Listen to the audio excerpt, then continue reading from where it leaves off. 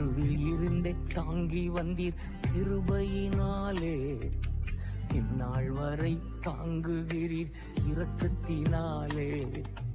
கருவில் இருந்தே தாங்கி வந்தீர் கிருபையினாலே.